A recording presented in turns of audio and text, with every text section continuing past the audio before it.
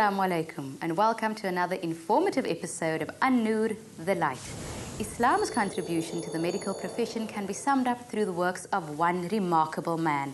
This man is known as Ibn Sina, regarded as the father of modern medicine through his comprehensive piece of work known as the Canon of Medicine. 30 years ago, a group of young medical practitioners came together and formed an organization known as the Lajnatul Atiba, or also the Doctors' Committee. They later changed the name to the Islamic Medical Association. The association still exists today and is still guided by the Islamic principles in their work. We join them to find out more.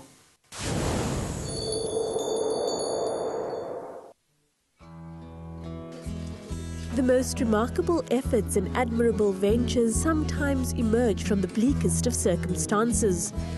It was some 30 years ago that a group of young doctors realized the inferior health care that was being administered to non-whites under the apartheid regime. From the urgent need for sufficient medical services in underprivileged communities was born the Lajnatul Atiba, or Doctors' Committee.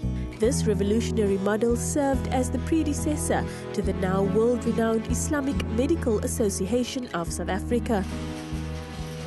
The IMA stands for the Islamic Medical Association, and it is a national body. It has branches in Durban, Port Elizabeth, Cape Town, Gauteng, Pretoria, Klerksdorp. Like basically nationally, it has branches all over. Then the Islamic Medical Association is also a member of the Federation of the Islamic Medical Associations, which is the international umbrella body of all Islamic medical associations throughout the world. Generally, our focus is still on the previously disadvantaged population, and we have been doing this kind of service now for over 30 years. So they have been mainly the recipients of our services. Recently, though, we have also started what we call the renal dialysis service, which is based at Shifa Hospital. And the beneficiaries of that are people who, of all races, whoever has been declined further help by the state services, then can come to the Islamic Medical Association and say, I'm a patient who's of renal failure, I've come to the end stages, and I cannot access services at the state hospital, so please can you take me on? And the Islamic Medical Association does that. The IMA offers the trajectory for Muslim doctors across the board to discuss, debate and most significantly to celebrate and share in the understanding of Islam and their professions. These theoretical aims serve as the backbone of the association.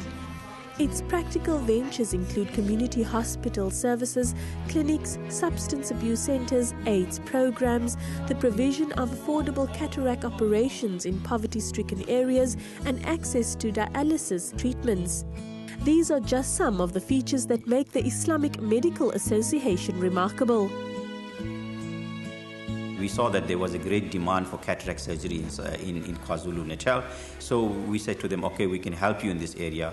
We've organized a team of ophthalmologists and other doctors and nurses, and we went out into these rural hospitals and we did cataract surgery. And from what I can remember, and what was the enjoyable part of it, is that from the moment we landed there, we dedicated ourselves to the service. We carried on operating till about 11, 12, sometimes up to 3, 4 in the morning without having any sleep and not worried about food or anything. As long as we prayed and we did our operations, and we carried on doing that.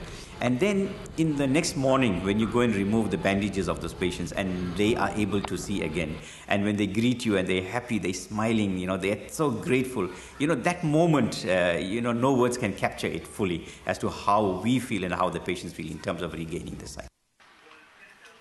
Those people who are members of the Islamic Medical Association have to pay an annual fee. Okay, that helps in terms of the administration and it's part of the salary. The clinics run on a fee-for-service basis, but the fee is very minimal. It is there basically to cover the cost of the medication that is being dispensed. Then we have organizations that partner with us, like certain NGOs, and we work in conjunction with them. So we use part of their funds as well, and that's how we are able to sustain ourselves. The Islamic Medical Association has offices in KwaZulu-Natal, the Western Cape and Gauteng. The association also runs national clinics in these provinces, including a fully operational initiative in Marion Hill, situated just outside of Durban. The Marian Hill Clinic is our flagship and we're rather proud of it. This is manned by clinic sisters providing primary health care. The mobile clinic provides a very important limb of the IMA's mission to provide health care to the people.